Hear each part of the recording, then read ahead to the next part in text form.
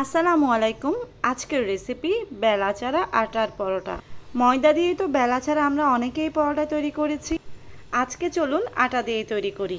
আর এই পরোটাটা অনেক মুচমুচে হবে। তো আশা করছি আজকের রেসিপি আপনাদের কাছে অনেক ভালো লাগবে। পরোটাটা বানানোর জন্য 1 কাপ নিয়ে নিয়েছি আটা। আমি এখানে প্যাকেটে যে সাদা আটাটা পাওয়া যায় সেটাই নিয়েছি।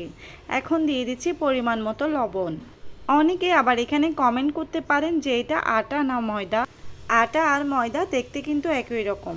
তারপর খুব ভালো করে মিশিয়ে নিতে হবে।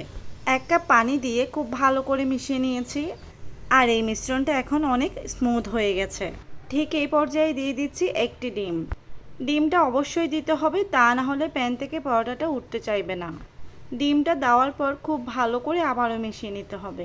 এই ক্ষেত্রে আবারও যদি পানির প্রয়োজন হয় আপনারা দিতে পারেন। আমার এখানে আর পানির প্রয়োজন নেই, তাই আমি দিচ্ছি না। গোলাটা একদম বেশি ঘন কিংবা পাতলা হওয়াটা হবে না, একদম পারফেক্ট হতে হবে। দেখতেই পাচ্ছেন মিশ্রণটা অনেক স্মুথ হয়ে গেছে। আমি ঘনত্বটা একটু দেখিয়ে দিচ্ছি। তো এখন হচ্ছে পরোটাটা বানানোর পালা।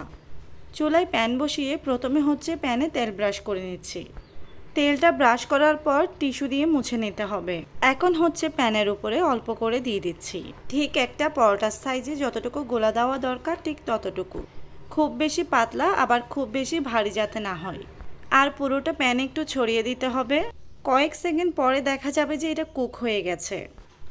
এরপর আমি উল্টিয়ে দিচ্ছি। এরপর উপরে একটু তেল ব্রাশ করে নিতে হবে। আর এপাশ ওপাশ করে উল্টিয়ে দিতে হবে। একটা পাশ যখন উল্টানো হয়ে যাবে এভাবে করে ভাজতে থাকবো। একটু চেপে চেপে ভাজলে পরোটাগুলো মুচমুচে আর সফট হয়। বেলার ঝামেলা ছাড়া খুবই সহজে এই পরোটাটা তৈরি করা যায়। আজকের রেসিপিটা ফলো করতে পারেন।